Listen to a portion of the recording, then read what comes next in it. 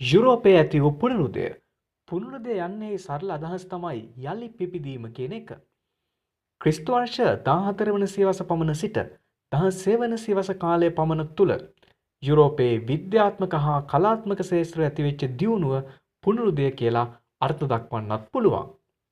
යුරෝපයේ ඉතිහාසය ඉගෙනීමේ පහසුව සඳහා සාමාන්‍යයෙන් ප්‍රධාන යුග තුනකට බෙදා ගන්නවා.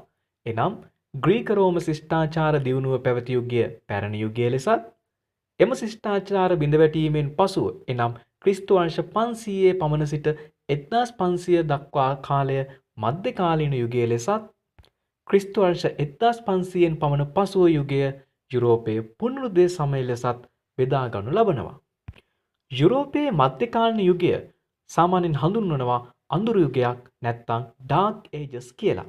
ඒකට හේතුව තමයි යුරෝපයේ පැරණි යුගයේ දියුණුව තිබ්බ කලාව, ගෘහ නිර්මාණ ශිල්පය වගේ දේවල් මධ්‍යකාලීන යුගයේදී පරිහානියට පත්වීම. විශේෂයෙන්ම යුරෝපයේ අඳුරු යුගයක් බවට පත්වීමට මේ මධ්‍යකාලීන යුගය අඳුරු යුගයක් බවට පත්වීමට බලපෑවේ විදේශ ආක්‍රමණ. හොඳයි, අපි එහෙනම් දැන් කතා කරමු මොනවද යුරෝපයේ පුනරුදයක්, යලි පිබිදීමක් මේ අඳුරු යුගයේ නැගිටලා ආයි පුනරුද සමයකට එන්න බලපෑව හේතු මොනවද කියලා.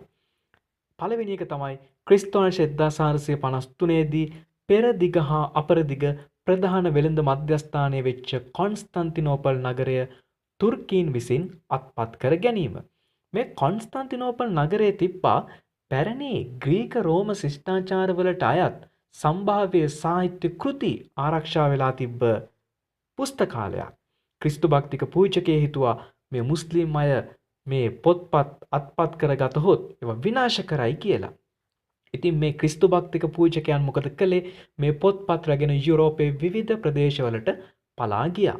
මෙන්න මේ හේතුව නිසා අර එක පුස්තකාලයකට සීමා වෙලා තිබ්බ පොත්පත් අනිත් අයටත් අධ්‍යයනය කරන්න අවස්ථාව ලැබුණා. මෙන්න මේක බලපෑවා කියනවා යුරෝපයේ පුනරුදයක් ඇතිවීම කෙරෙහි. ඊළඟට මධ්‍යකාලීන යුගයේදී සාමාන්‍යයෙන් කලා කටයුතු වලට අනුග්‍රහය දැක්වේ ක්‍රිස්තු සභාව, පාප් වහන්සේ ප්‍රමුඛ ක්‍රිස්තු සභාව. නමුත් පුනරුද සමයේදී කලා කටයුතු වලට අනුග්‍රහය දැක්වේ අලුතින් බිහි වෙච්ච ධනවතුන්. විශේෂයෙන් පුනරුදය ආරම්භ වුණේ ඉතාලියේ ෆ්ලොරන්ස් වලින්. හොඳට මතක තියාගන්න, ඉතාලියේ හිටපු ධනවත් වෙළෙන්දෝ තමන්ගේ විවේකය, තමන්ගේ ධනය පාවිච්චි කරලා කලා කටයුතු වලට අනුග්‍රහය දැක්වුවා. උදාහරණ විදිහට ගත්තොත් ෆ්ලොරන්ස් වල හිටපු මෙඩිසි පවුල, මාන්ටුවා වල හිටපු ගොන්සාගා පවුල, පුරා කියන නගරයේ හිටපු එස්ටේ පවුල වැනි අය මේ කලා කටයුතු වලට අනුග්‍රහය දැක්වුවා. එසේම අධ්‍යාපනයේ දියුණුව සහ බුද්ධි ප්‍රබෝධයත් යුරෝපයේ පුනරුදයක් ඇතිවීම කෙරෙහි බලපෑවා. ඔය කාලේ විවිධ රටවල අලුතින් විශ්වවිද්‍යාල බිහි වුණා.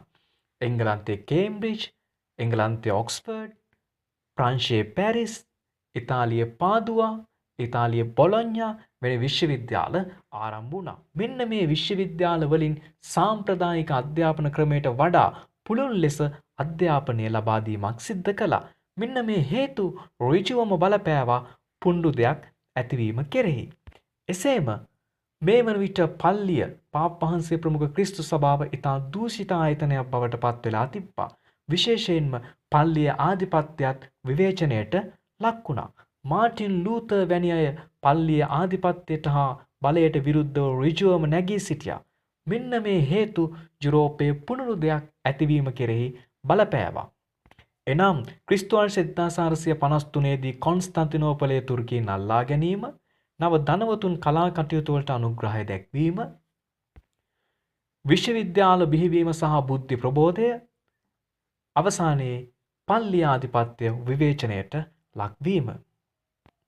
යුරෝපයේ ඇතිවෙච්ච පුනරුදේ තවත් කොටසක් සමග අපි ඊළඟ වීඩියෝ එකකින් හම්බ වෙනවා. ඔයගොල්ලෝ තාමත් අපේ channel එක subscribe කරලා නැත්නම් අපිත් එක්ක දැන්ම channel එක subscribe කරලා එකතු වෙන්න. ඕගොල්ලන්ට ඊළඟ කොටසින් යුරෝපයේ කලා කටයුතු සහ එකල බිහි වෙච්ච විශිෂ්ට කලාකරුවන් ගැන සාකච්ඡා කරනු ලබනවා. ඉතිහාසය දැනගන්න අපිත් එක්ක එකතු වෙලා ඉන්න.